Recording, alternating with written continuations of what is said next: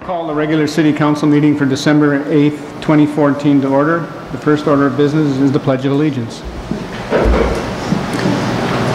I pledge allegiance to the flag of the United States of America and to the republic for which it stands, one nation, under God, indivisible, with liberty and justice for all.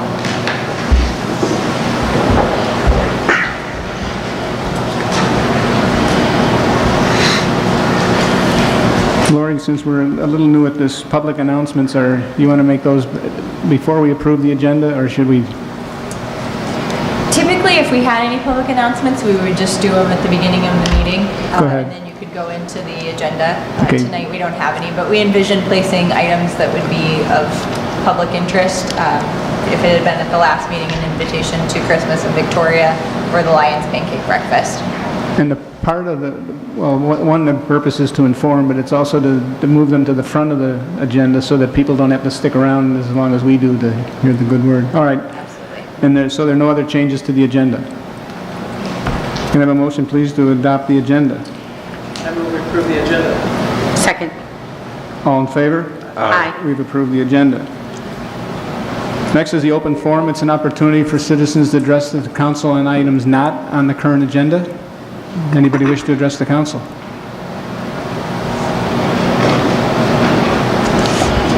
Welcome. If you just state your name and address, please. Yep, I'm Chad Thompson. I'm at 8360 Oak Drive in Victoria. I've been here for the past 13 and a half years.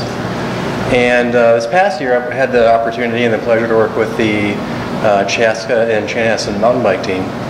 And we had 4 kids from Victoria on the team this year. We actually lettered 12 kids in the sport of mountain biking for Chanhassen and Chaska. And it was a thrill. It was a lot of fun. The sport's been growing, and we hope to grow the team again next year and add some more kids from Victoria actually as well. One of the things that we're doing is we're reaching out to some stakeholders, and we're hoping the City of Victoria can be one to back us. We're working with Three Rivers Park District at Carver Park.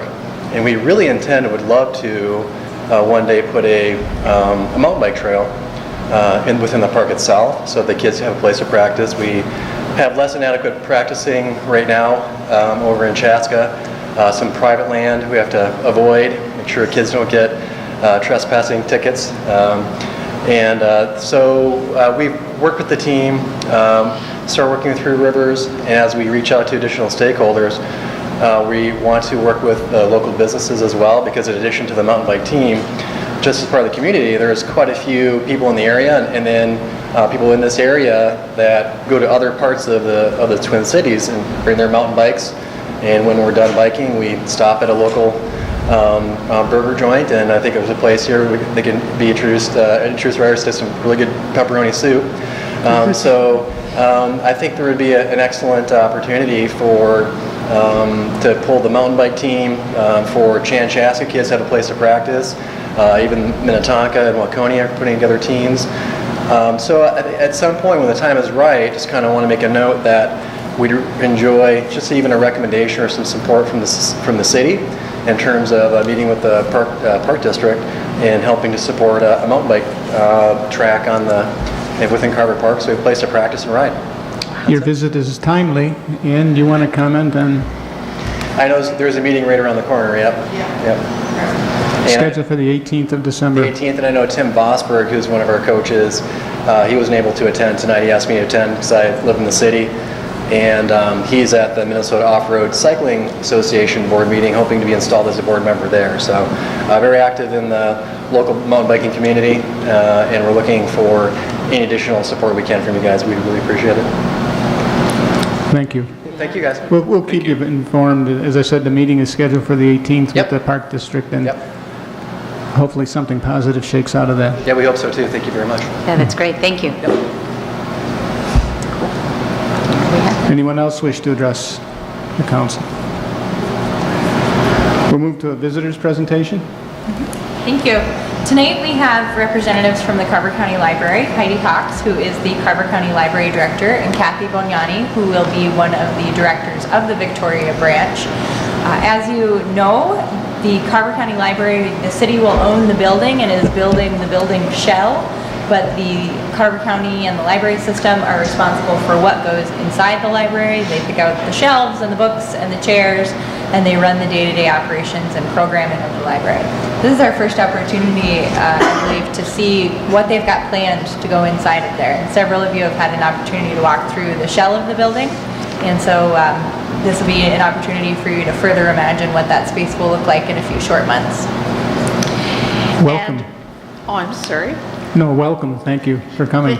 Thank you very much, and thank you very much for inviting us.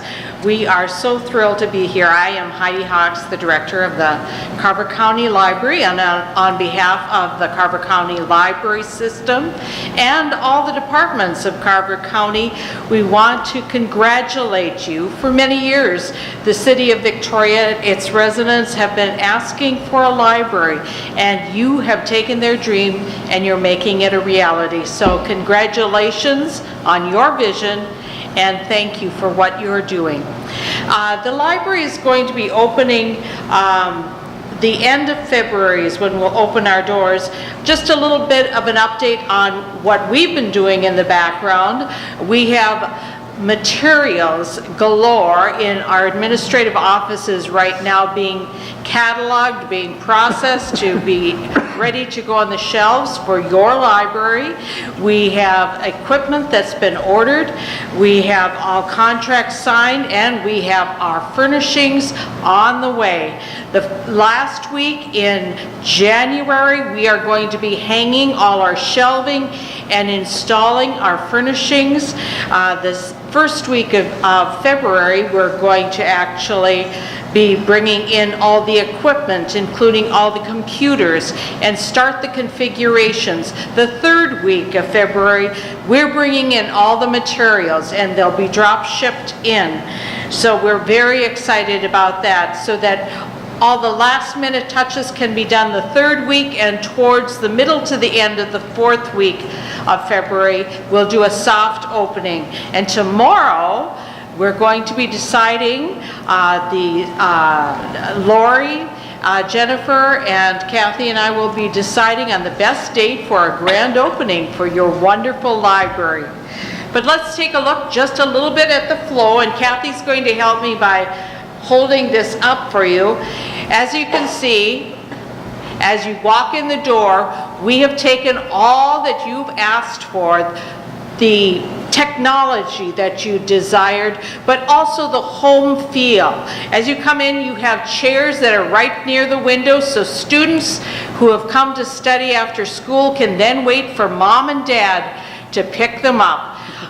You'll notice that the books for return and also to pick up are right close at hand, as are all the tables as you walk in for the computers, so that people can learn how to use the new types of equipment that are available.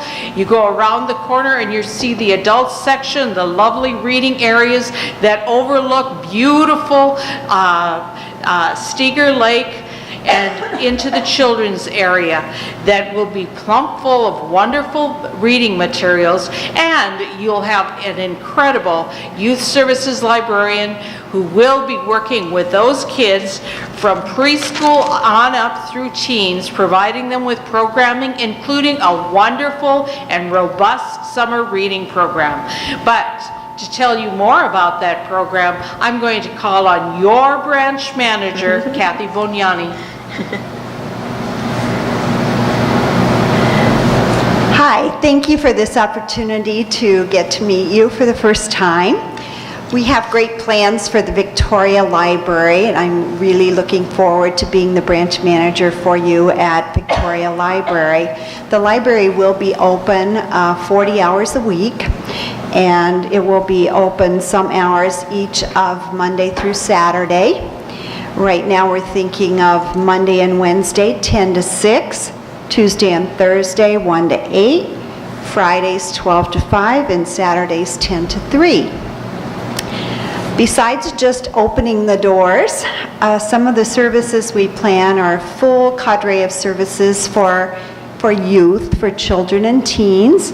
We plan to have family story times on Mondays each week for ages 3 to 6, toddler story times on Wednesdays for ages 18 months to 3. music story times, a teen tech group, book discussion groups for children and teens, children's summer reading programs, and after-school children and teen programs all year long. We'd like to start an adult book discussion group. We have a great Friends of the Library group already interested. We had an introductory meeting a couple of weeks ago, and 26 community residents came who were interested in being part of the Friends of the Library. So we're going to have a follow-up meeting this Thursday night at 6:30 in this room to start the hard work of writing some bylaws and getting that group organized if anybody is interested in being part of that.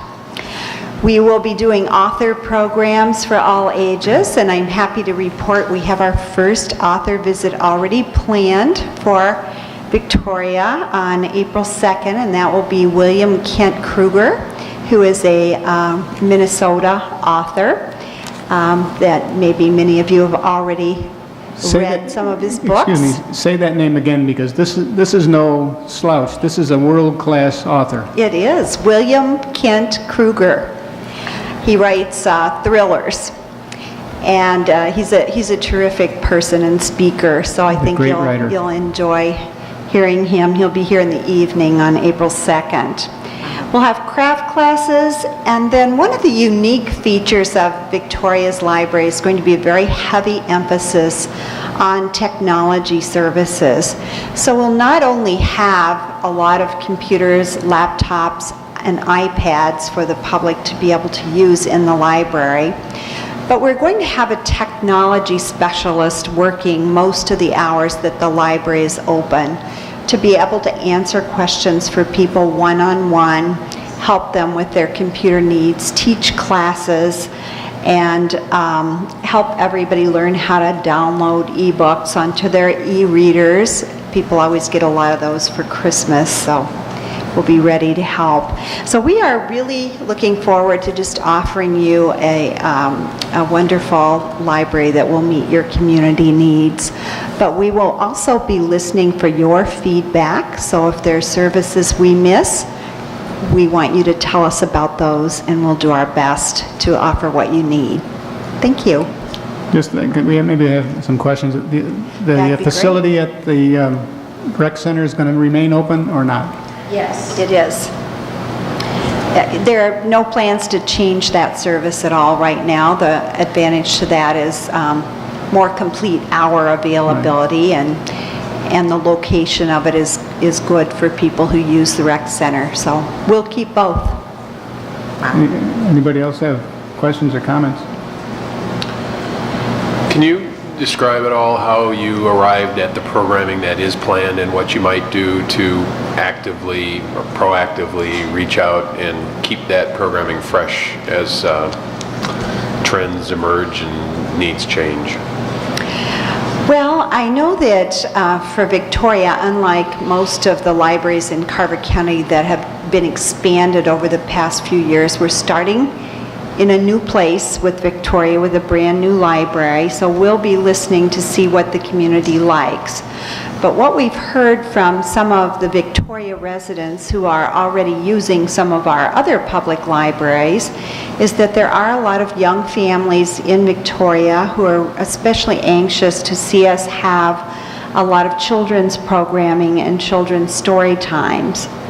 And then for the teens and the adults, considering the size of the footprint of the building, the demand was strongest to kind of be in the new century and have cutting-edge technology available and technology services to start out, although there will be a browsing book collection for adults as well, and also for teens.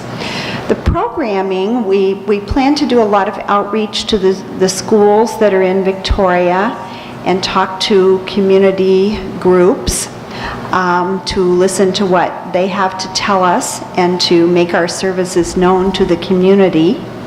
We hope to be able to use the beautiful outdoor space that's just outside the library to expand our space into some outdoor and maybe some nature programming in conjunction with other community groups. But I think we will mostly be listening to what the community tells us to try to expand our services and programs or change them if we need to. Thank you. Anybody else? Go ahead, Kathy. Thank you so much. Well, thank you, folks. We're looking forward to it, Yes. and I think the community at large is really looking forward to it as well. So thank you again. We look forward to Thank you. the end of February.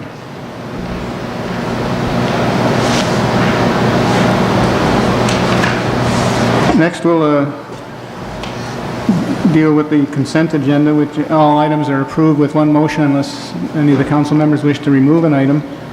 You'll notice that for the first time, we've made a slight change in the content of the consent agenda. The claims roster now, rather than be its own separate item, is now part of the consent agenda.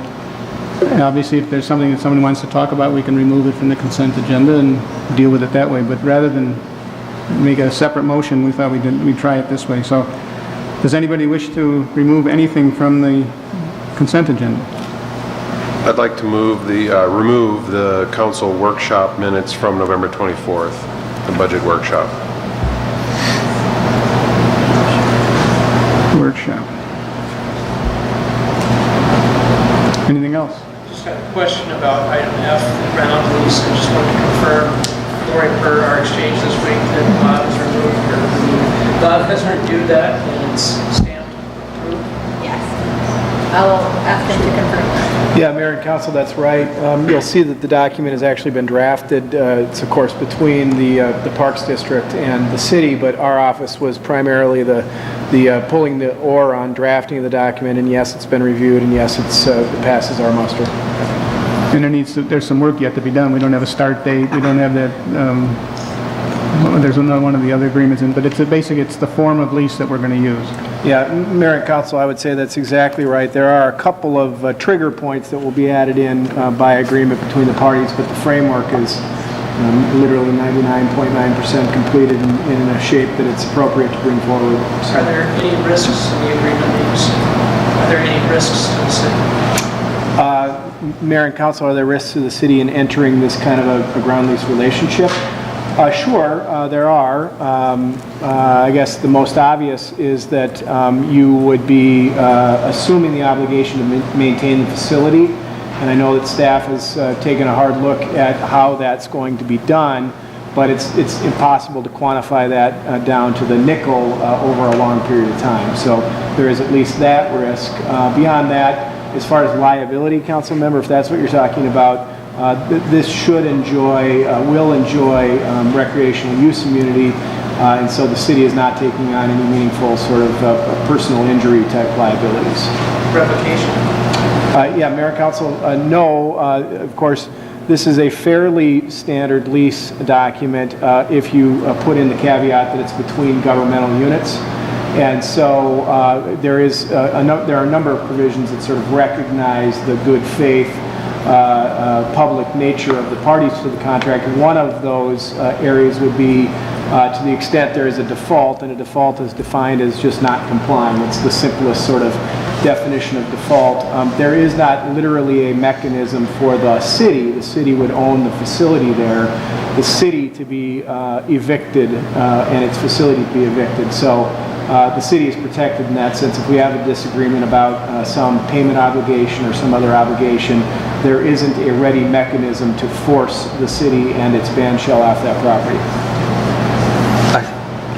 Joe? I still have a couple questions that I want to ask. So by the way, Should we move this off the... this has been removed. Yeah, I'd like to take it off. Go ahead. So it's out. I'd Joe? like to take it off, yeah. I'd like to take 7, or F off, the ground lease off, and discuss it further. Okay, is there a second to remove item F? Now, your second. All in favor? Aye. We removed it. I guess we didn't need to vote on that, did we? So we need to approve the amended So we're removing F and The minutes of the Workshop. workshop. Anything else wish to be removed? All right, well, while we're on it, why don't we continue with the ground lease item F? So Do we need to approve the Approve the amended amended consent?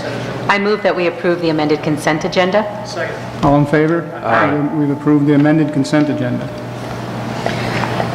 Take them a little bit out of order, Tom, if you don't mind. We'll let Jim, since we're already talking Yeah, about let's the ground lease. keep going on that subject. Yeah, this makes it a good question. Yeah, thank you, Mr. Mayor. I had just two quick questions. I had seen in the agreement there was something that stated that the city would cause the survey and something like that, and I was just wondering, does that mean that the city's paying for the survey and doing all of that? And Yeah, Mayor and Council, Ann may be best to answer that question. Mr. Mayor, City Council member, the city, as required by this document, and also the Three Rivers Park District, we had to complete a survey of the area that we are going to be responsible for. The city ordered that survey. It has yet to be worked out with the donor of the property, so we've got somewhat of an understanding that it would be donor responsibility and or city responsibility. So. because I was just going to ask, if we have wetland delineation and those kind of expenses, how much they are and who's on the hook for them. The survey is roughly about $1,000. The wetland delineation, actually there were two delineations completed, one by the Park District and also one by the Watershed District. And there was somewhat of a, I don't want to say a dispute or disagreement, a question of where the actual boundary lies. A group of professionals came in and made that final determination, so that was at no cost to the city, that piece of it. Okay, perfect. Let's see, my second of three questions. If the private LLC or whatever they are decides that they've ran out of money and now it's half built, what happens? Who's required to build it? And Mayor and Council, and again, I defer to Ann a little bit, but I'll take a swing at it before you jump in. Ann, what is contemplated, first of all, the party building it is a nonprofit. It's not a for-profit LLC. It's a nonprofit organization. It is contemplated that they would construct the facility. It would have to be to the city standards. The city would review and ultimately, if acceptable, accept it. If the structure is not completed, as I understand it, the intent is that the lease would not trigger, that the city, absent accepting the band shell, absent that facility being completed, wouldn't be obligated to enter into the lease agreement or continue the lease agreement. And we'd have to, I think, reach another arrangement with the Park District and with the donator of that facility. One of the things to keep in mind too, that by approving this agreement tonight, it doesn't guarantee that the bandstand will be constructed. The donors will go out for bid, just like any other project that we are. And based on that dollar amount, we'll decide whether or not they move forward with the project or not. So there's that piece to it. Okay, perfect. And my final and last question is the city allowed to lease out the bandstand for rent? And more specifically, how do we decide how much we're going to rent, hours of operation? Can we do this every day, twice a day, once a week? Where is that all spelled out so that we all know what we're getting into? Yeah, Mayor and Council, I think the easiest place to point you to for that, one of the answers to that question would be on the third page of the lease document. This is in the defined terms section of the lease, the beginning of the lease. And there is a term there on page 3, permitted use, which is the definition, the concept of what uses the city can put the band shell to. And to your question, Council Member, it includes uses, private uses, weddings, private celebrations, etc., all administered by the city. The city will own ultimately the facility. And so those are the uses that the city can put it to, and they include those private uses. And then there are additional provisions that deal with the city's ability to charge a rent, or I'm not sure that we'll call it rent ultimately, but charge a fee for use of the premises. And those fees, the revenues produced, all accrue to the city's benefit and not to the Park District. The city has obligations, again, to maintain in this lease between us and the Park District, but any uses and revenues generated by uses accrue solely to the city. Okay? Yeah, I guess I'm just a little hesitant on the use. I just don't want this to turn into like a commercial where we've got weddings going in every day, and I don't know if that's what we had signed up for at the beginning, but maybe there will be that kind of interest for it, but I just want to make sure that we're all understanding that, when I look at it, that'd be a nice place to, get married. So I think we thought it through. as you touched on it, the city will decide what the permitted uses are, and if we choose, we don't want to have rock bands there, that's our call. Okay. If we don't want to allow weddings, that's our call. Okay. Mayor, if I may, that's exactly right, and maybe I wasn't clear about that. As between the city and the Park District in this agreement, we've wanted to give the city the most broad and permissive set of rights we could. And I think we've successfully done that. We've gotten from the Park District the right to make any reasonable use, really, of the band shell consistent with what it was constructed for. But with that caveat, we can make any use of it we want, including renting it out.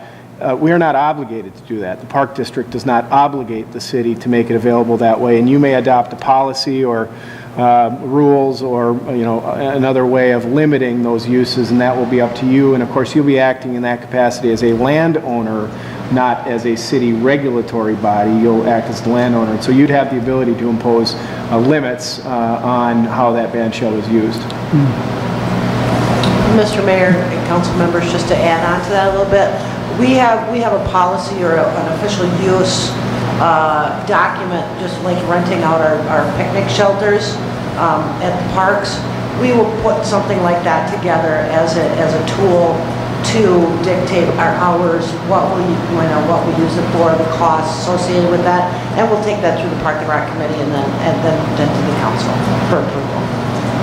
Okay. Any other? Yeah, I guess my only worry is that just parking, if you've got 300 people going down to watch a wedding that on a Saturday afternoon, I think. Yeah.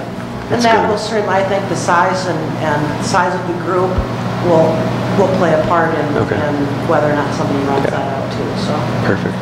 Thank you. Okay. I guess I'll start off saying I apologize. I should have pulled this first for the discussion rather than ask some questions. But having said that, here's the discussion is ended. I'd like to move that we approve Resolution 14-97, ground lease agreement with Three Rivers Park District for the operation of the band stand. Second. Any further discussion? All in favor? Aye. Opposed? Motion carries 5-0. The minutes of the November 24th City Council workshop, Thank you, Mr. Mayor. Just a small correction, top of page 4, second paragraph, starts off stating, Councilmember Strigel asked about charging a higher rate for water usage and setting aside those funds. My question was really, we already charge a higher rate for high water usage. I was not asking to charge more, but just to identify that those funds for those high-use customers be identified as a source of funding for the new infrastructure that would be driven by the higher use. So we got that. I'll request that he can go out the administration form. So if you could review that with me after the meeting to make sure I have it stated. Perfect. Thank you. So we've approved the two exceptions. We've approved the amended consent agenda. We'll move to finance, number 7. Thank you. Tonight we will have a budget presentation from Finance Manager Kelly Grinnell regarding the final 2015 levy budgets and capital improvement plan. We did have the opportunity, aside from the fact that this is something the city works on from July on, we looked at this in depth at our Finance Committee meeting in November, and then we held a budget workshop on December 8th that was open to the public. But for the benefit of those watching at home tonight and those who are attending, Kelly will give us an overview of those items. And then there's an open meeting scheduled as part of this agenda item Correct. as well. Kelly? Good evening, Mayor and Council. Tonight is kind of the final step in the process of adopting the 2015 levy budget and then also our capital improvement plan. So for tonight, we'll review the proposed 2015 budgets, levy, and the capital improvement plan.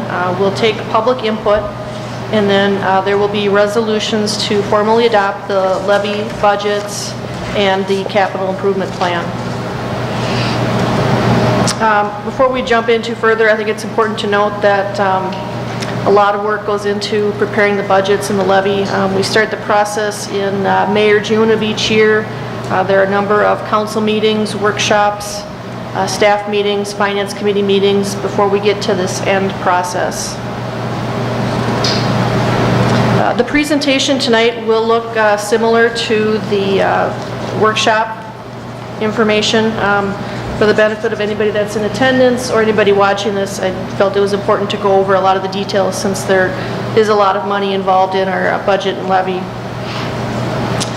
For the general fund budget for 2015, the proposed revenues are $3,888,812, and expenditures and transfers are $3,883,734, leaving a small contribution to fund balance. The city maintains an end-of-the-year fund balance of about 30% of the next year's expenditures, which is our current policy. And we do this largely for cash flow purposes because we don't receive our first tax settlement until June of each year. In looking at the total revenues, the proposed increase is almost $100,000, or about a 2.5% increase over the 2014 budget. The levy for the general fund is actually decreasing. It's going down about $31,000 compared to last year and compared to the preliminary levy, which was set in September and is what was reflected in the property tax statements that were sent out recently. One of the big increases in revenue is from building permit revenue, and the reason for that is twofold. One is the number of homes. We're projecting an increase from 75 to 90 new homes per year, budget-wise. And then also we did improve an increase in the fee schedule. Looking at our general fund revenues from 2012 and on, you can see that they've been fairly constant, right about the $4 million mark. This slide shows a breakdown of revenues. The largest category is the taxes and franchise categories, and that's just under $3 million.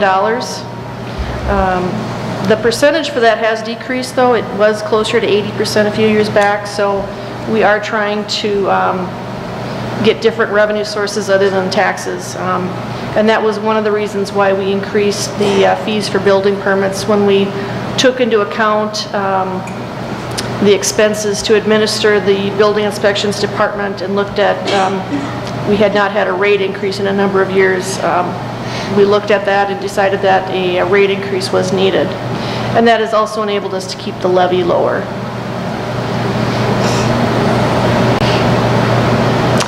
As far as expenditures and transfers for the general fund, they are up about 3.9% compared to last year. It's close to $150,000. Probably the biggest components for that are the utilities and operating costs for the new City Hall and Library. It is a larger building, will be open more hours, so we've projected about tripling our current operating costs, and we won't know those until we've been in place for a year to see what those actually turn out to be. The city is also hiring an additional public works worker beginning in January 2015. That's to keep up with the additional work that's come from development. We have more streets to plow, we have more parks to maintain. And similar to the revenues for the general fund, you can see that our general fund expenditures have remained fairly steady since 2012. Again, they're hovering just under that $4 million mark. This chart shows a breakdown of where those funds are going. The largest category is Public Works at just over 1.2 million, followed by General Government, which is at just under 1.2 million.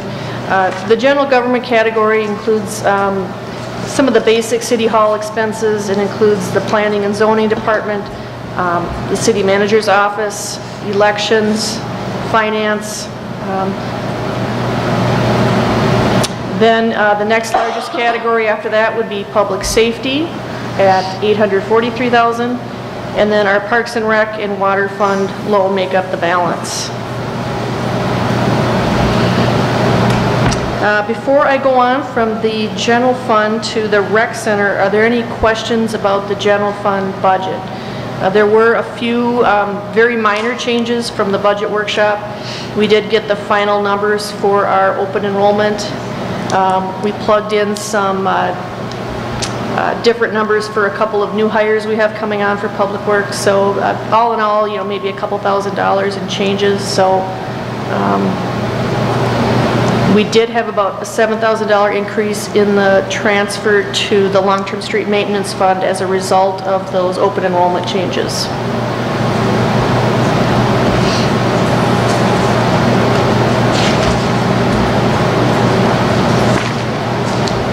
Okay, then we'll move on to the Recreation Center budget. The Recreation Center budget has revenues of $1,052,215. Less expenditures and transfers of $1,025,858, and that leaves a contribution to the fund balance for the rec center of $26,357. Assuming that budget goes smoothly, we should have close to $900,000 in that fund at the end of the year, and the ending fund balance for that particular fund is set aside for cash flow purposes, and then also some long-term maintenance of the building and parking lot. The facilities analysis was done a few years ago, and we identified quite a few long-term needs for the building, such as roof replacement, parking lot resealing, items like that. So with the money we have coming in and have set aside, we should be able to fund all of those capital needs. Excuse me.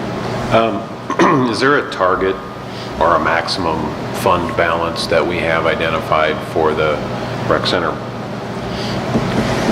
We have not identified a maximum. I would say the amount we have right now is probably close to as high as we'd want to get, given what we have identified for needs.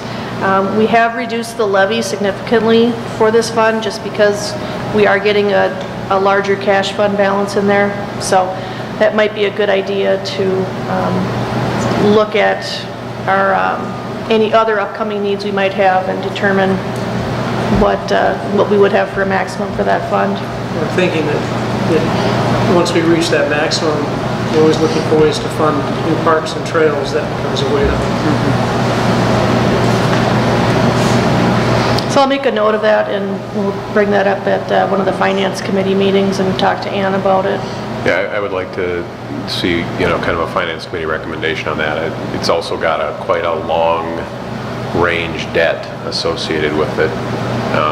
So paying down early debt or whatever finance committee suggests would be. Well, there's also a fairly extensive list of capital improvements over a period of time that you want to take into account. So, I mean, I think Tom's point is well taken. A complete picture of that would be helpful. No, we will do that. Yeah, I'm just looking at it and seeing that the fund balance is almost equal to a full year's revenue at that point. I'm starting to think maybe there's other uses for that money.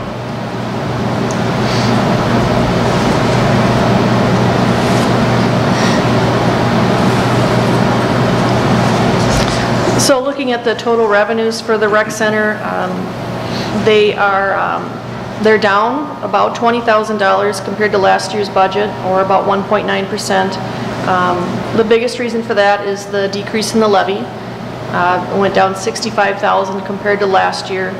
And then we also have had an increase in other revenues, membership revenue, gym rentals, other fees have been going up, along with the the lease with the school district. So ultimately, the goal is that there would not be a tax levy for the recreation center.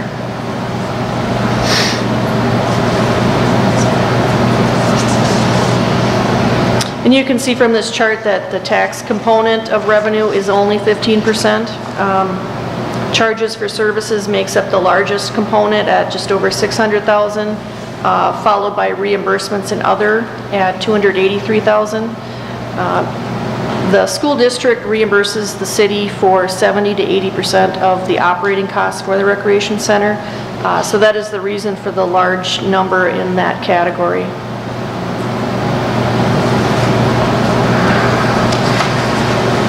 Proposed expenditures are up close to $76,000 or about 8% from 2014. That's primarily due to an increase in wages and benefits for fitness centers, cleaning staff, more daycare, and then also we are going to begin to allocate some of the finance department time to the recreation center.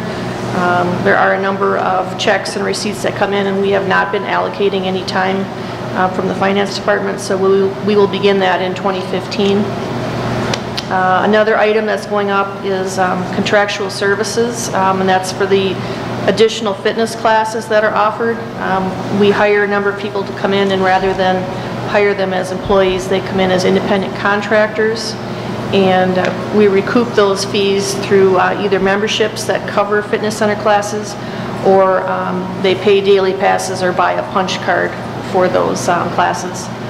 And then just looking at our natural gas costs over the last year, those were up significantly, so we have increased the utilities portion for natural gas. One of the questions that came up last time was the generator and whether or not we're recouping the rate savings that Minnesota Valley had said we would recoup, and we've done an analysis on that, and we are seeing the savings that were promised to us for that.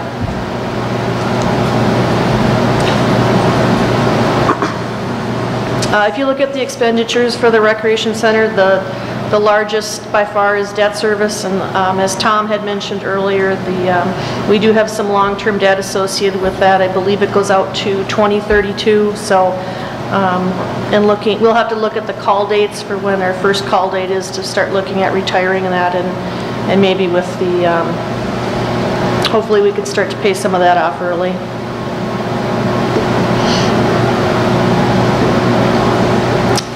So before I go on to the debt service levy, are there any other questions about the recreation center levy and budget?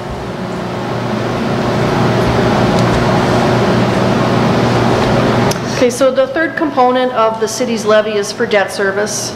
The city levies for various debt service projects we've had throughout the years. Most of them are for street projects. For 2015, the proposed debt service levy is $1,084,800. It is up $235,800 from 2014. However, that does include two new debt issues. One is for the new city hall, and that is actually a separate levy from the city adopted levy. The EDA actually adopts that levy, and the EDA met at 6/25 to formally adopt that. And then also, just for information purposes, that does show up on a separate line on property tax statements. So there may be some residents questioning, it may appear that their city tax portion has gone down, and you have to look at both lines on the property tax statement to fully gauge the impact of what the city is doing for a tax levy this year. The levy also includes new debt for the Astor Trail Improvements Project. However, overall, the city's debt is within its self-imposed limits, both in terms of the debt levy as a percentage of the total levy. We do not want it to exceed 30%, and we're at about 26.5%. And then we also do not want our net tax-supported debt, and that would be any debt payments that are paid with the tax levy, to exceed 1.5% of our estimated market value, and we are at 1.1%. So the total proposed levy is $4,100,800. It is down $41,000 from what was proposed in September and what is reflected on the proposed property tax statements. And it is up about $139,800 or 3.5% from the 2014 levy. The chart below shows the city's levy history since 2009. And you can see from that the city's levy that is proposed for 2015 is still lower than what was actually adopted in 2009. The city has done a good job of keeping that levy low when the property taxes or the property values had decreased. We tried to maintain a flat tax rate. And the levy did decrease each year through 2013. Last year we had a minor increase, and then this year we're also proposing a minor increase.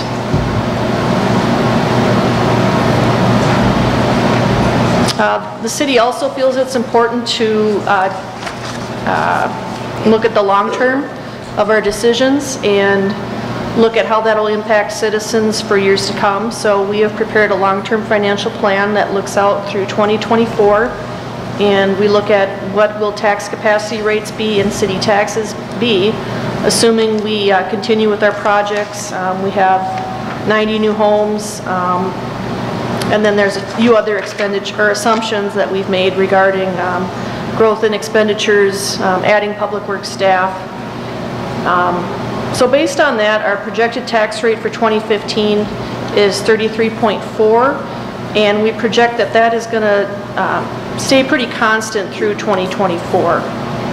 And for 2015, the projected taxes on a median valued home are estimated to be $1,150,000, and that's an increase of $24 over last year. Kelly? Can you say that again, please? 1,150? Not 1 million? Oh, I'm sorry. I didn't even. Millions, thousands, it's all just kind of. If you don't mind, we're all just going to leave now. Okay, so projected taxes on the median valued home would be $1,150, or an increase of $24. So thank you for correcting me. Thank you. This chart just shows the tax history for the city, showing that we maintained a fairly level tax rate, had to bump it up a little bit, and have since been able to reduce it and project that it's going to remain fairly constant for the foreseeable future. In terms of how the proposed levy will impact homes, we put in a number of values here. The increase in value from 2014 to 2015 was about 14% for existing homes. So the median value for 2014 was $306,900 in 2014. In 2015, it's projected to be $350,100. So that home in 2013 had taxes of $1,156. It decreased $30 in 2014 to $1,126, and for 2015 we're projecting that home would have taxes of $1,150. I'm not going to go through all the other values, but if you're in the audience or are interested, you can kind of see where your home is at now to see what the impact is just for the city portion of your tax bill. The Star Tribune did have a couple articles over the weekend about property taxes, so we thought it'd be important to touch a little bit about the property tax bill that people have received and kind of how to interpret that. Actual property taxes are based, for the most part, on three factors. One of the main ones is what are the tax levies? So you have to look at the tax levy of the city, the school district, the county, and then there are some other minor entities that also impose a tax. You also need to look at the tax capacity of your parcel. So the average increase for 2015 was 14.1%. If your value went up more or less than that, you will see a different result than what has been projected tonight. The tax capacity is based on the county assessor values as of January 1. So If you are concerned about your assessed value, at tonight's hearing, we cannot do anything about the value. The time for that has passed, but looking forward to next year, that is something you can take up in April. And then finally, the last factor for taxes is the tax capacity of the city, when you're considering the city portion of the tax, the school district, and then the county. So what is the value of your property in relation to the entire city, and what's been happening with the entire city's value? Excuse me for a second, Kelly, just as a, I guess, little sidebar relative to assessments and values, can you just talk briefly about who's responsible for that and who to contact if you would like to discuss your assessment? I understand this year it's passed, but going forward. Yes, the city contracts with the county for assessing properties, and they will base values on recent sales, and then they will also periodically come out and inspect homes, or not inspect, but they'll come out and do an appraisal. So the value that was set on January 1 of this year, January 1, 2014, is the value that's being used for taxes for 2015. So the county would have sent out a notice probably in March saying this is what we're proposing your value is, and the time to contest that would be in April when they have, it's called an open book meeting. And included in that notice, I believe there's a schedule of the different meetings and the times and the locations, but it's at Carver County Courthouse, is that correct, in Chaska? Yes. And just so people know if that's something that they're interested in, the way that they do the open book process now that we participate in, you go in, you meet with the staff person, they can review what they base their decision on, you can bring anything you want. It's not the intimidating process of appearing before a board of appeals. You don't need to have an attorney. It's a very friendly process to sit down and try to understand where they came up with that. And if you want to file an appeal, you can do that. But it's a very accessible process. Thank you.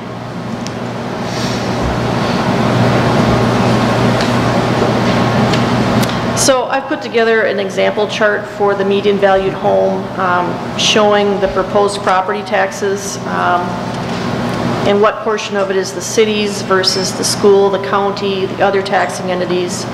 And also it depends on the school district you live in. So the city of Victoria has 3 different school districts within its borders. So if you look at the top column, the city column is highlighted in pink. You can see that if you have that median valued home, your city taxes aren't going to change depending upon the school district you live in. They're constant. And they range from about 24 to 28% of your total tax bill. The county portion and the other portion also do not change. Those are going to be the same no matter what school district you're in. So the individual taxpayer is going to see a wide variety in their total tax bill depending upon the district they live in. And then also, as I noted earlier, the city portion does include that Economic Development Authority special levy that we talked about earlier, and that is included in the city's total portion.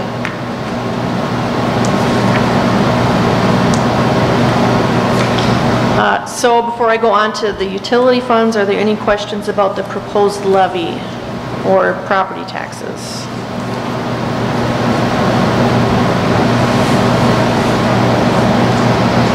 Okay, then moving on to the utility fund budgets.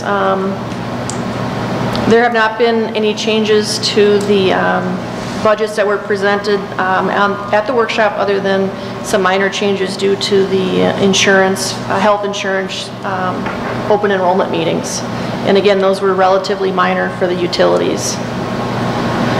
No rate increases planned for the water fund. The council and the finance committee have talked about the need for education for water conservation, and then if that doesn't work, possibly looking at some rate increases. For 2016, we are planning to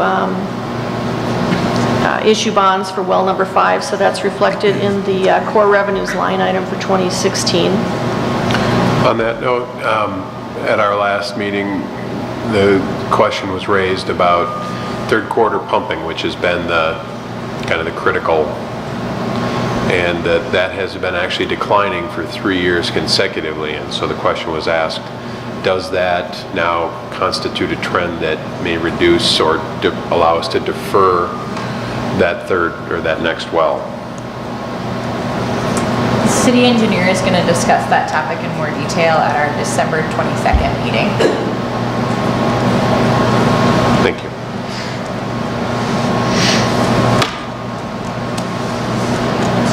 And then for the expenses for the water utility, some of the larger ones do include that well number 5, and then also the water reservoir plan for 2015. The water reservoir is a cost of about $3 million, and that will be paid for out of cash reserves. Well number 5, if it does go in 2016, we would need to issue bonds for that. However, we do not expect to have to raise rates to cover those additional bond payments. And in looking at the water utility and overall cash, looking forward, overall cash flow for that fund is sufficient through 2024, assuming that we bond as expected for well number 5. And then looking out to 2019, well number 6 is on the radar screen. And again, that is one that we think we could use cash reserves for that project.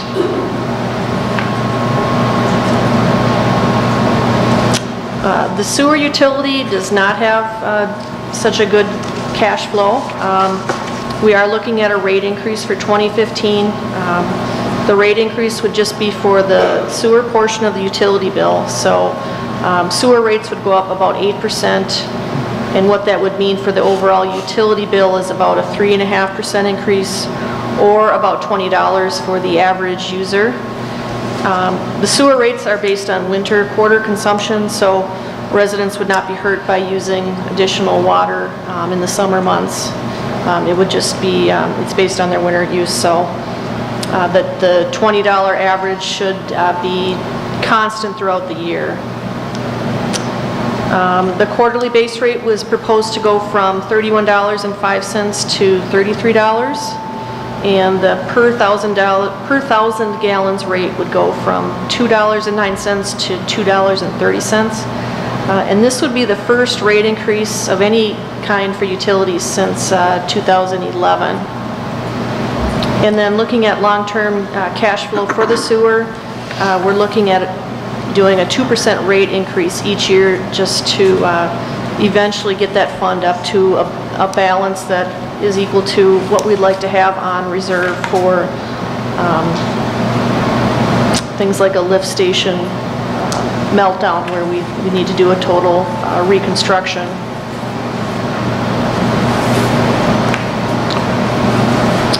For 2015, our operating expenses are going up. The biggest item is for the charge to the Met Council Environmental Services. Our waste goes to them and gets transported to a regional facility, and our charge for 2015 is going up $67,714, and that's strictly based on how much flow we've sent into the system over the 12-month look-back period. For core expenses for the sewer utility, we are looking at renovation of lift station 11. And then also, as we've had these new developments come in, we sign agreements with developers to reimburse them for oversizing the trunk sewer mains. So we have those items planned in also for payment, and that plugs into our total cash flow analysis for the fund. So in looking at overall cash flow, it is going to increase gradually through 2024 until we get to a recommended minimum reserve level in 2024. And as part of that, the Finance Committee has talked about the need to review the amount we charge for core fees. The amount we're paying for developer reimbursements compared to what we're taking in on core fees is not as balanced as it should be. So one of the things we'd like to do is look at our overall building permit fees and what we charge for just the building permit, and then also water, sewer, park fees, to determine that we're covering our expenses and then also staying competitive with other communities in the area.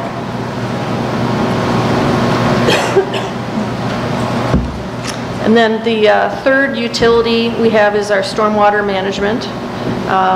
And we just project out through 2016 for this fund. Overall, our cash flow is good. We're not planning any rate increases. We do have a mini excavator planned for purchase in 2015 or some other suitable piece of equipment depending upon needs. And then one of the things we'd like to do with the stormwater fund is determine our long-term maintenance costs. We have, I believe, 100 stormwater ponds that will require maintenance, and we'd like to get a grip on how much that's going to cost and see what type of a fund balance we need so that when those need maintenance, we have the money to do that. So before I go on to the capital improvement plan, are there any questions about the utilities or the proposed rate increase? The proposed rate increase for the sewer fund was included in the fee schedule that was adopted earlier tonight.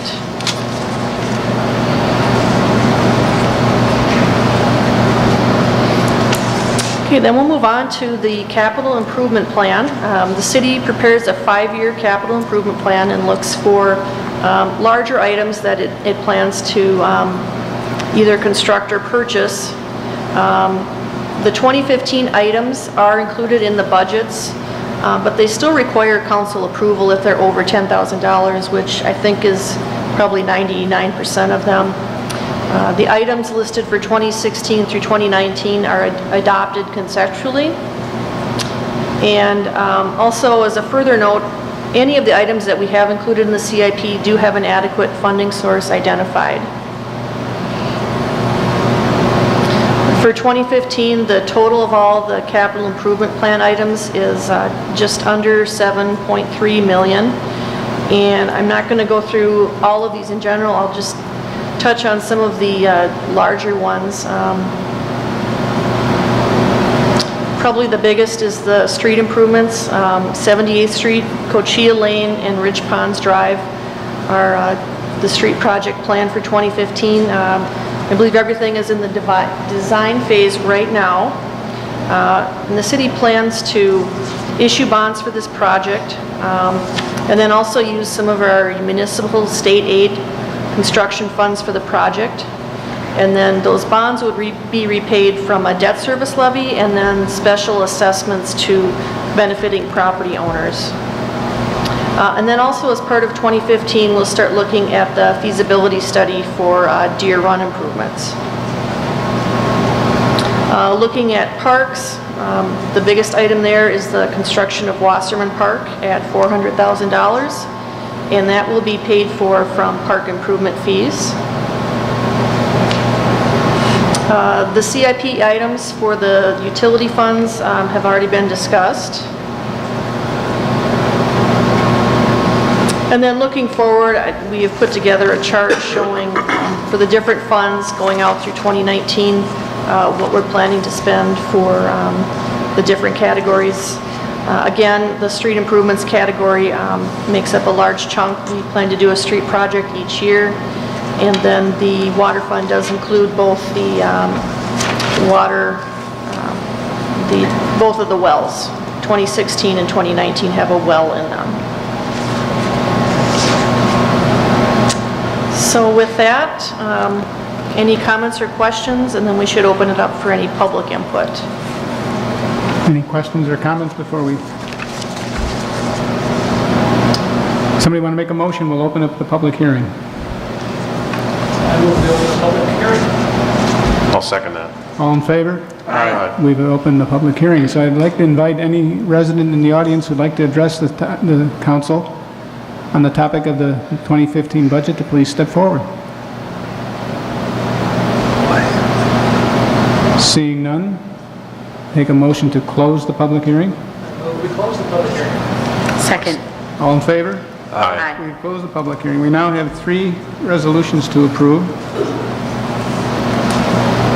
And I'll get the ball rolling with the first one. Approve Resolution 1498 approving the final tax levy for the City of Victoria collection in 2015. Second. Any discussion? All in favor? Aye. We've approved Resolution 1498. I move we approve Resolution 1499, a resolution adopting the 2015 budgets for the general Victoria Recreation Center, water, sewer, and stormwater management funds. Second. All in favor? Aye. Opposed? We've approved Resolution 1499. And finally, I move that we approve Resolution 14100, adopting the 2015 through 19 capital improvement plan. Second. all in favor? Aye. Opposed? We've approved the capital improvement plan for 2015-2019. Moving along, the next item on the agenda are the donations. We have one.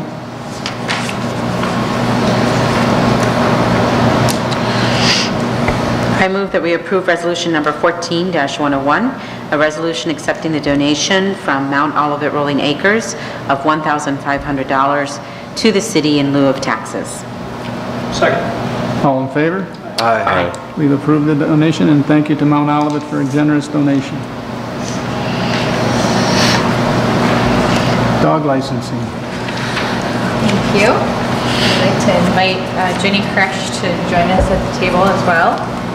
One of the items that we are going to, or one of the things that we're going to do is we're going to look at services that we provide and evaluate whether we want to continue, if things are going just fine, it's something that we want to be invested in, or if it's something that we can move away from. And one of the first items that we're going to start with is dog licensing, examining the service, what the costs are, what the benefits are, and perhaps we stay status quo, perhaps we make changes. But Jenny has done some research on the topic. She would typically administer the program, and so she's going to give us a staff report. Jenny. Hi, thank you.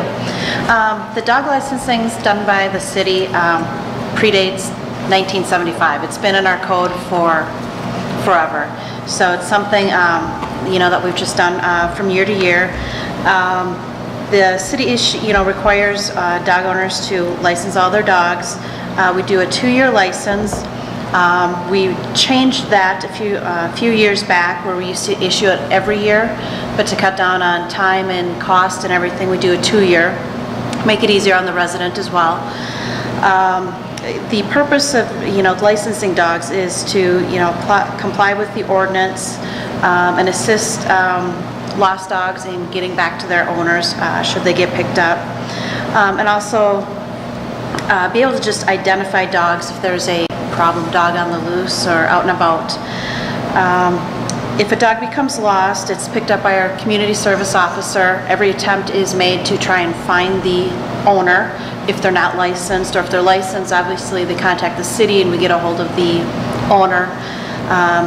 If we cannot get a hold of the owner or the dog is unlicensed, it's taken to the pound, in which the owner would have to come and pick up the dog, pay the fees of the pound, and also pay a fine to the city and get their dog licensed. Typically, we have maybe 1 to 3, 4 lost dogs a year. Most dogs that are lost are unlicensed dogs at the time. After they are found and picked back up, they become licensed. As far as a cost to the service, 5-year analysis is about $5,000. It costs us to administer the licensing, and generates not a huge amount of revenue, but a 5-year is about $8,500. So it really is it's a service that we provide to the residents, and currently, Chanhassen does not do dog licensing. They have eliminated that service. Waconia still does dog licensing. A lot of dogs are now microchipped, and that information is, contained at the vet. Usually, the community service officers do have the device to check for microchips and be able to make contacts that way as well. So it's really up to the council if this is a service they want to continue to provide. It's not very time consuming for staff. And as far as the number of dogs that are licensed, over 5 years we've had about 867 dogs licensed. There's probably more in the city than that, but that's all that come forward to get a license. Questions for Jenny? The dogs that have been found, how many have chips? The ones that have been found recently, none. So they didn't have any identification? No. If we didn't have this ordinance, what would a dog owner do in this city if the dog got lost? Or conversely, if there was an attacking dog, how would that situation be handled if we don't have an ordinance? If there's a dog found that we do not have the ordinance, we still have to maintain our contract with the kennel, which we use Countryside Kennels right outside of Waconia to the west there. The dogs would still be brought there. The owner would still have to pay for the fees prior to picking up the dog. We'd still keep that portion of it in place. As far as a dangerous dog type of situation, we follow the county's ordinance on that. As far as contacting the owner, again, if it's microchipped, we'd be able to check it that way. I guess the point of me asking the question is how many ordinances do we ever get to the point where we have too many ordinances? And if we're going to have an ordinance, it ought to have some teeth in it and ought to be able to provide a real measurable service. And I guess I'd ask what people, I don't have a dog, so I'm probably a poor one to comment on it, but I'd ask the dog owners. And just noticing what's going on with social media, I see lots of notices weekly. There's a lost dog and there's a picture on it. It's a short dog. And then hours later, someone came and got it. So I'm wondering if that's not going to take care of itself. Well, that's what I'm thinking is what would getting rid of this change in a practical sense for the average dog owner? And I'm hearing not much, other than they don't have to go through the bother of coming in and bothering you to get a license. But it doesn't change vaccinations, rabies requirements. It doesn't change anything to do with law enforcement with dangerous dogs. It doesn't really change anything. Well, and I think it's kind of humorous that I know these aren't listed in any order of priority, but the first item listed for the purpose of licensing dogs is to comply with the ordinance.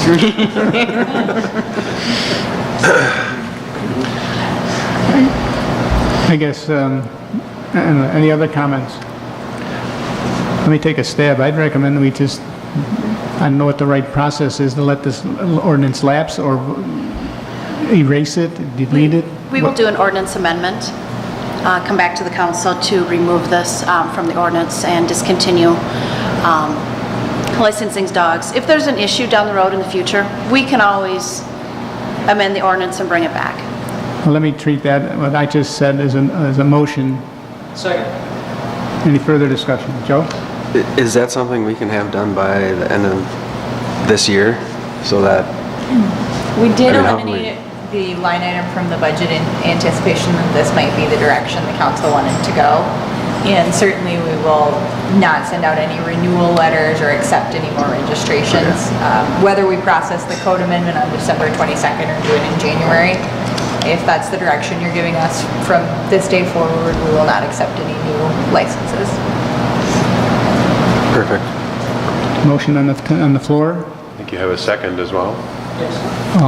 All in favor? Aye. The poor dogs.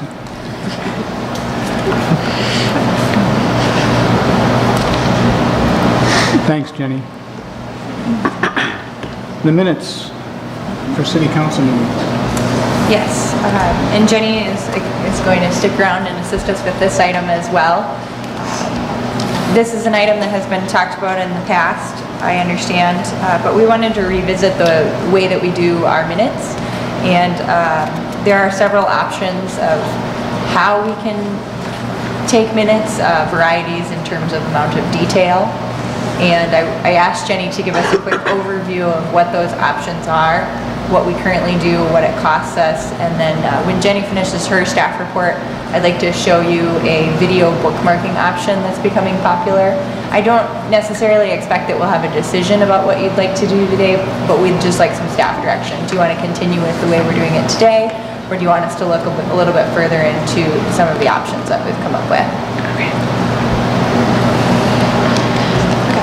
Thank you. The minutes, we've been contracted with Time Savers Offsite Secretarial for many years, and every few councils or so, we bring this back and revisit what the council would like to see as far as the minutes. Quite a few years back, we did scale back on the minutes, so they weren't quite as detailed, and found that we wanted to have them a little bit more detailed. So we've kind of gone back to that. A few options for the minutes are to just comply with the statutory requirements. Basically, get our motions in there and some of our particulars, and I've attached a little excerpt from the League of Minnesota Cities on what is required to be contained in the minutes, what is not.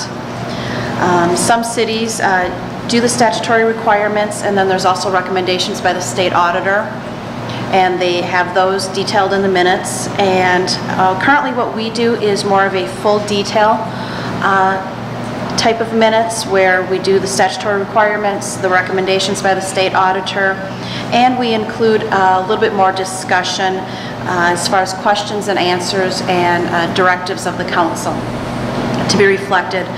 We do not do verbatim, meaning every sentence, every word for word discussion.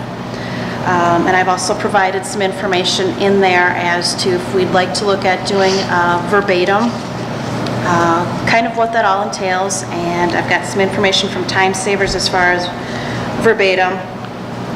You know, when discussions occur, we don't talk in full sentences. So as far as verbatim, it's reflected that way. It'll be incomplete sentences. If the audio does not pick up a word or something that somebody says, the minutes will be reflected as inaudible in that portion. If two members start talking at the same time, it could be reflected that way, or again, inaudible.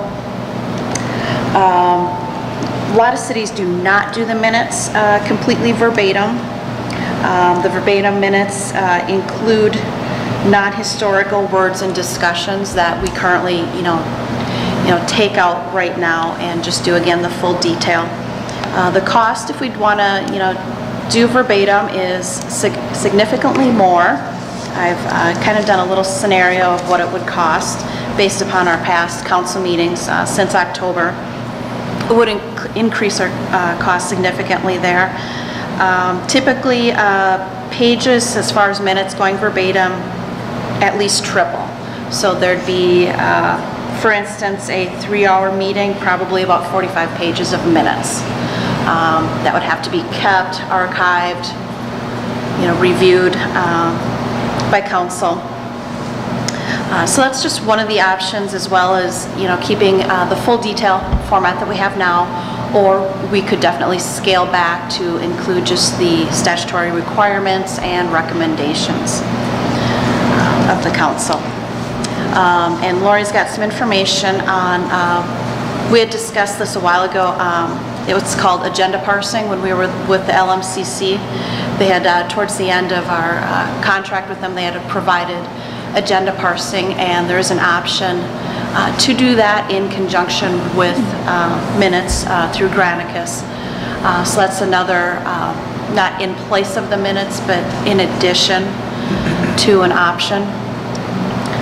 So we'll turn that over to you. One of the trends in minute format and presentation is that while it's helpful to be able to scan a written document and get the gist of what was said and the ideas, your residents or the interested party misses out on the context, the tone, and that's why it's helpful to have a video so that you can understand what the conversation was like at the time. Was something said in jest? Was it tense? By watching the video, you can better understand what the conversation was actually like. And so we do have all of our City Council and Planning Commission videos are videotaped and they're available online. But presently, if you are interested in just a specific discussion and not watching the entire meeting, there isn't an easy way to search through that meeting. So you're either watching the whole thing or kind of guessing and trying to fast forward on your own. So there's a a service. There are multiple providers, but Granicus has sort of emerged as the leading provider of something that they call agenda parsing or bookmarking. And one of the examples, the city of Jordan is one of their newest clients. And Kelly, would you mind, do I still have it pulled up over there? I turned off the sound because I don't think everybody would be able to hear.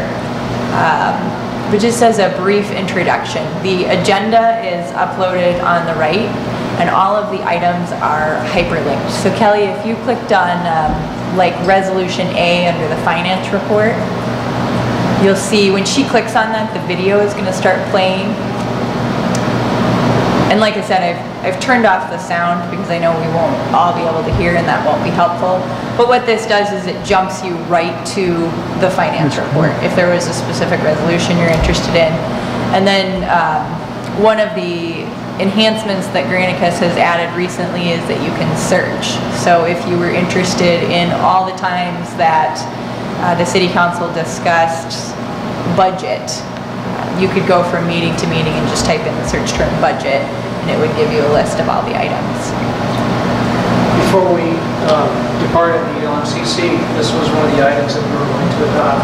We actually approved it with City Manager Durham at the time, but then we put that on the side as we switched our service personnel. Do you have a feel for how much this costs? They did not give me an official quote, but when I spoke with them on the phone on Friday, they said it would be $300 a month to live stream our videos and store an unlimited amount of video on their website. And then the agenda parsing portion is a $200 a month.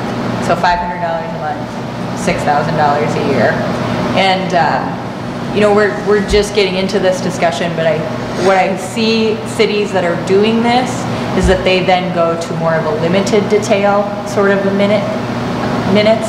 So if you want to understand the conversation, then you go to the video and you watch it. Otherwise, the minutes they're not strictly action items only.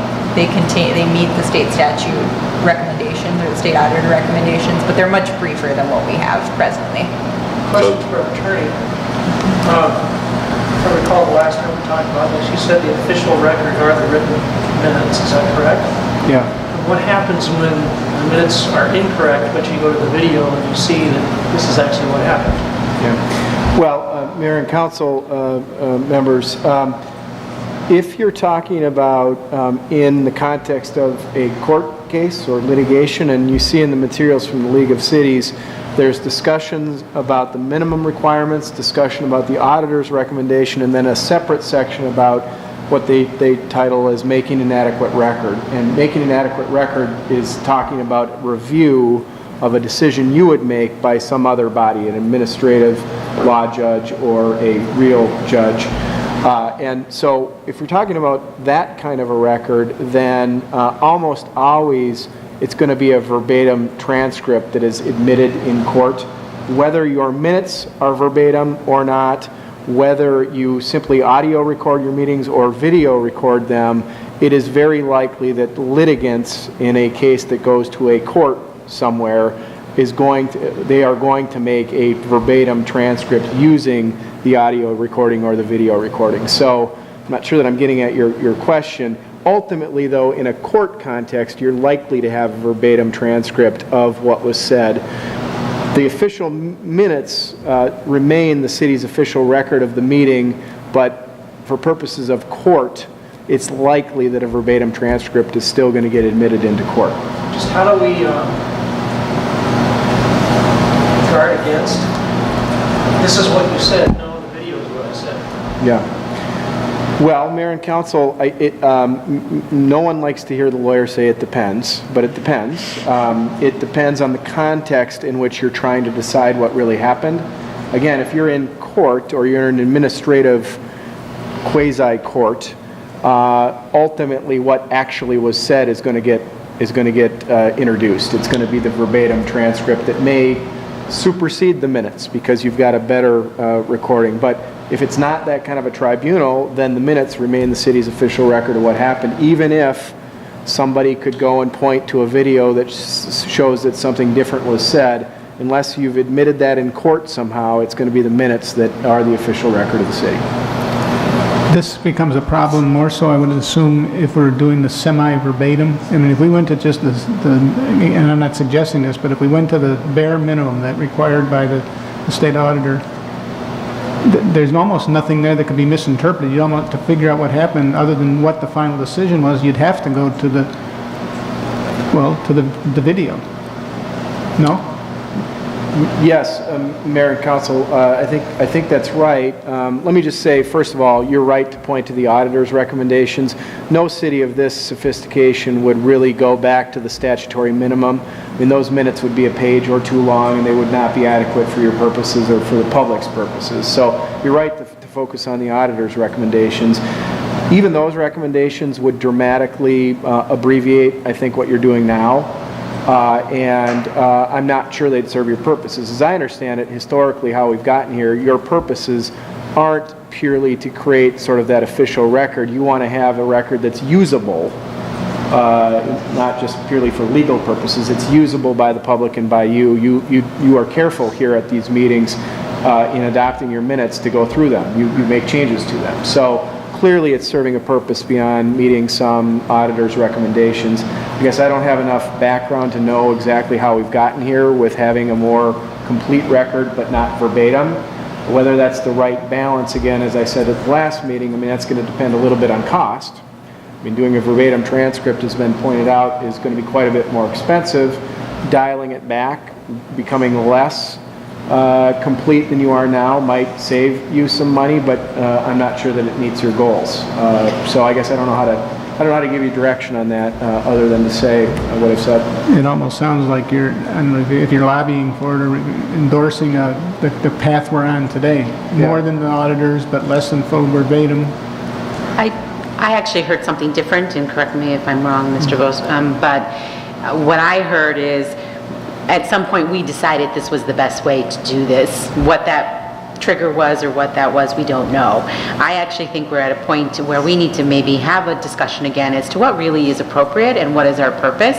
And based on today's technology and other components, what do we really need to deliver? There was a point in time where even our website was not appropriate, and you couldn't search, you couldn't find, I mean, again, nobody's fault, but archaic software and other pieces where the only thing you could get to was the written component. So I actually would challenge as to whether or not we needed to do what we do today. I think there's, because of acoustics and a number of other things, there are frequently things missed and context missing out of what we do get. While it's got a lot of information, several times I've read through and well, that's not really what happened, but it's not a deciding factor, so how far do you really need to make sure it's 100% correct? So I actually would say we need to decide as a council group what really is appropriate. My first leaning is to say, of the various styles taken, what is being most used really? What version, in terms of standard of minutes, we're obviously more than the statutory. We're not verbatim, but if we were to go back, if back is the right word to use, to doing the requirements and recommendations of the state auditor, what does that do to our cost? What does that look like compared to today? The service that you mentioned, Lori, in terms of the video parsing, I do know that's how people would rather be able to access information versus sitting through the whole meeting or, fast forward back until they get to where they think they need to be. So again, I think this is, to me, I think it's up for discussion because I'd like to see us really have a hard look on what do we really need as we move forward. I'm not sure we need the full detail because I don't know that we always accurately reflect the context of the discussion. And that has not always stood us well. Are you pointing then maybe to the benefits of more closely aligning our approach with the state auditor? That, right now, that in my mind seems to be what I would say we should lean towards, knowing that we have the audio-video record to back up with more detail or context if needed. But the state auditor would meet, again, as you mentioned, more than the requirement of base, which I don't believe we should just do base. I think we should do state auditor version, and get the main decisions and pieces in there. And if someone wants the context of where those things came from, we've got audio and video to back that up. Well, that's certainly an option. And how do people feel about the parsing? This, It's a no-brainer in my mind. you know, I look at it and I think these are, I mean, inevitabilities. It's so much easier, you know, for any resident to not only get the decision, but the context and so I just look at that and say, yeah, that's an obvious enhancement we can make and we should make. Not at any cost. I think we need to search for a way to do that in a cost-effective manner. You know, we also said as a strategic priority, communication was a need. And to me, this is one of those things that makes all of the transacting of the public business so much easier to find and to understand. So again, that supports that kind of strategic pillar as well. And I think it's, you know, it's an easy demonstration of real transparency to make that kind of information searchable and usable. You know, I think about the staff time that is, I guess I won't use the word wasted, but used to search for documents and provide, because we didn't have it easily discoverable by residents. And that, you know, just in the past year, that could easily have paid for the additional cost of this. So to me, it's a path we need to move towards and just figure out the most cost-effective way to do it. Well, there's certainly, there seems to be, we're not talking about making motions, you're looking for direction tonight. I think the direction you're getting seems pretty clear that at least by way of the parsing, you can't take a bow and claim transparency if we're not doing this. So I think that you pursue that. Tom's point's excellent. We got to know what it would cost. I heard a number of about $500 a month total. That was the initial estimate that Granicus threw out. And like I said, there are a few others, players in this marketplace that we can look at. Jenny mentioned a few years ago there was an option to perhaps band together with a few other communities and get some sort of discount pricing. So I just didn't want to spend a lot of staff time researching this if this is not something that interested the council. So based on what I'm hearing, Jenny and I and the rest of the staff will work together to look into this further. And then in terms of the actual minute taking and what's reported, I think we need some more work. Because I hear Lonnie talking maybe a little bit less than what we're doing today, given the fact that given the presence of the parsed video that we would use and if that would take precedence in a legal proceeding, which is what we're all kind of, at least. Right. I think my biggest concern is just like our minutes today, just like email, you can't read tone, you can't read context, and if you miss a chunk of what I said, you don't get maybe the component that swayed three other people because it wasn't even mentioned. Because, you know, again, we only take so much information and put it into that written document. And I understand that. You can't do it all. So, and perhaps going back a little bit in terms and going to that statutory level, again, I don't know. But if there's a cost savings, that might help us in terms of diverting the cost of parsing. And we can work with time savers and give you some examples of minutes that would be considered the limited detail, meeting the state auditors, so that you can look at what that might look like compared to what we have today. So my only concern is in backing off on the minutes is being less transparent. And I see that the video, in my mind, it balances it, but there may be those out there that are not as comfortable with watching videos online. So if that detracts, that might be a concern. Yeah, and I think as we research this more, we will talk about that. One of the things that staff and I talked through earlier today was a lot of times we like to flip through the full detail for conversations that happened 10 years ago. And so perhaps it's just a shift of thinking, and now we're going back to that meeting and watching the video ourselves. But there are definitely things we need to think through before we jump in. Are you clear in the direction then from? I think so. We will continue to do the style of minutes that we do now for the present time, but we will work together on researching different minute options and this video agenda parsing option and come back to you in the near future. Joe, you had a... Yeah, will the cable franchise fees, can we use that to pay for this? It would be an eligible expense. Maybe Kelly can speak to our plans for that money. Well, the cable franchise fees we get come into our general fund, and there really aren't restrictions on those. But we also get a PEG fee, which I'm not positive, but it's possible we could use PEG fees for this. That's capital expense. Yeah. But however, we're not going to get PEG fees for a while, so we'd have to come up with a funding gap. I believe for this year, any revenue is going into outfitting the new council chambers. Do we, as part of this investigation, so I heard two components to that $500 a month. One was for the work to prepare it, format it. The other was for storage of our data on a remote server. So I'd like to see kind of an IT assessment if that's something that, if those things are a la carte, can we host it ourselves and just pay for the service to format it? Options. Yes, I'll confirm all of that. Like I said, I just don't want to spend a lot of time digging into this if this is not something that you felt like was a worthwhile use of our time. Strategic priority. And I think you're hearing it, we think it's a worthwhile use of your time. Sounds good. Thank you. Anything more on this topic? Let's remove the reports of the city manager. Lori? Thank you. I just had one item I wanted to follow up on. Staff and the mayor attended a meeting with the MPCA today to follow up on the fine related to the discharge earlier this year. And Dwayne Duncanson and Brian Livingston from the MPCA attended. Kara Guerin and Monkey. The mayor was there, I was there. Who am I forgetting?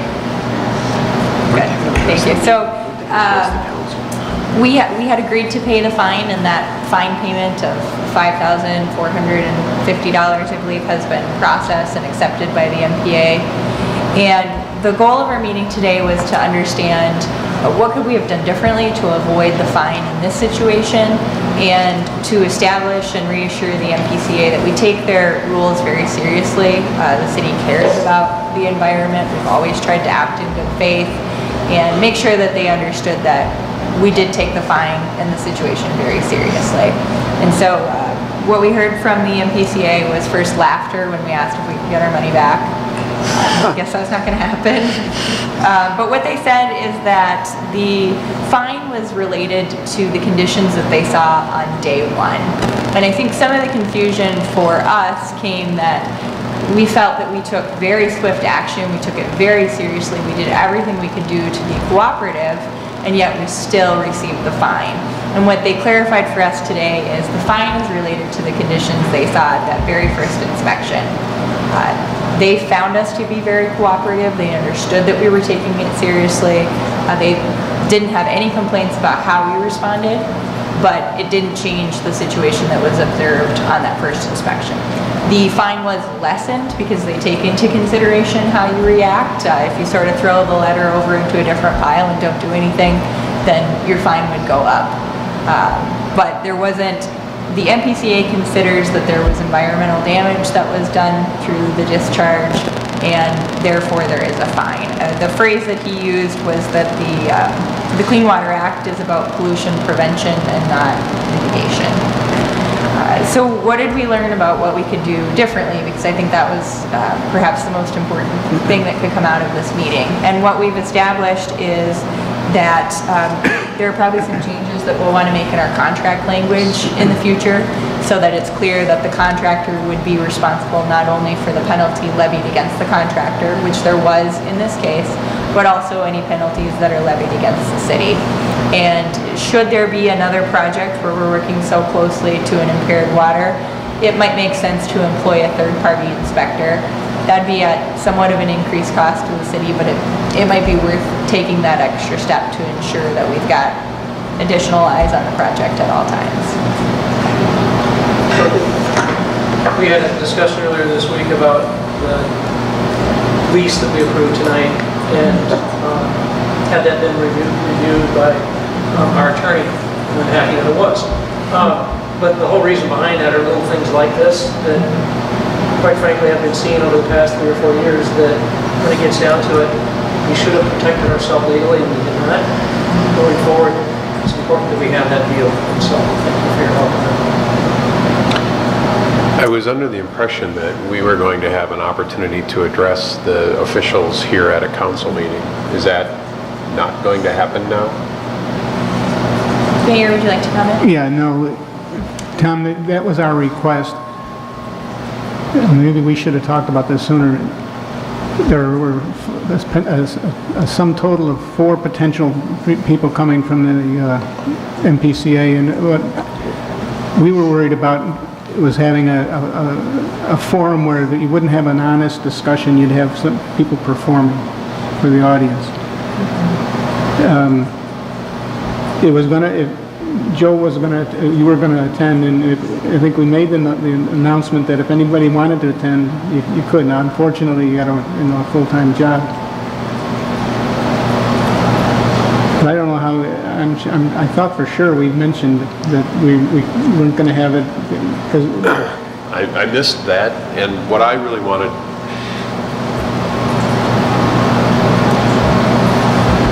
Fines are, in this particular case, the language, whatever, that we were presented with was we were being punished.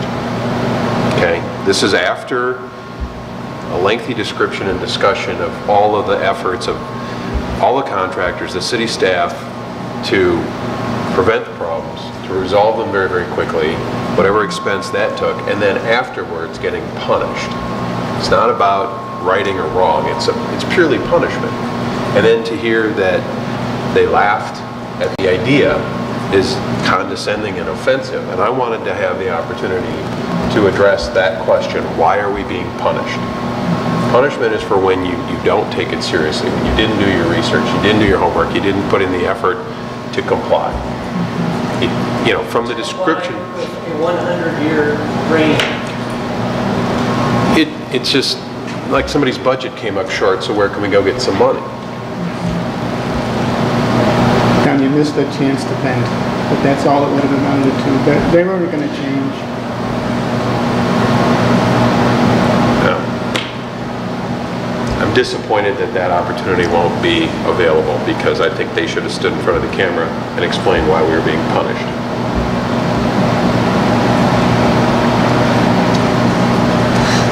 You all would have felt better, and it would have changed nothing. In my opinion. Sorry. Anything else on this? Any other reports? I don't have anything further. Joe? We haven't got an update on buildings today. Kara Ann? Let Ann go first. Good evening, Mayor, Council. The Public Works Building, either today or tomorrow, should be issued the temporary occupancy permit. We have had guys in today, last week, putting up shelving and desks, and so we are getting very close to move in. We did do a punch list, so there's a few items on that punch list yet to be completed, but we're very close. We'll be moving in over the next couple weeks. City Hall. City Hall, the exciting thing that happened, I think it was today. Today's Monday, right? The stairs, the actual stairs to get to the second floor in the main part of the building have been delivered and installed, which is exciting. I didn't get a chance to go over there and see it, but they are installed. Installation of the elevator is moving along and should hopefully be done by the end of this week. Second floor painting is starting, so as has been discussed, they're focused on finishing the interior of the second floor so we can get moved in there while they finish painting and laying the fancy carpet down in the library. It's not fancy carpet, but it has different patterns to it, so it's going to take a little time to install. The exterior is nearly, if not mostly complete. There might be some touch-up work left, but you can now see it. We're still waiting for our missing glass delivery that we've been told was tentatively scheduled for this week, so we'll either see it appear or we'll get an update at our weekly construction meeting today. I didn't get a chance to touch base with the construction manager on that today. So we're still on track for our move-in plan for the week of Martin Luther King, barring any new surprises. When the glass arrives, will it be fully unclosed and secured at that point? Yeah. And now there's plastic where glass will be? Correct. Plastic is not permanent. I think it'll look a lot different once the glass is all in, so. Anything else? Just one comment I got to make. This past Saturday, the VBA and the fire department went above and beyond and hosted a wonderful Christmas event for kids and families. Andrew, thank you to your team. Without them, of course, how would Santa get here? They didn't have the fire truck, so thank you. That's all I have. Anybody have anything else? Motion to adjourn? Move adjourn. Second? Second. All in favor? Aye. We are adjourned. I thought you were second. I know.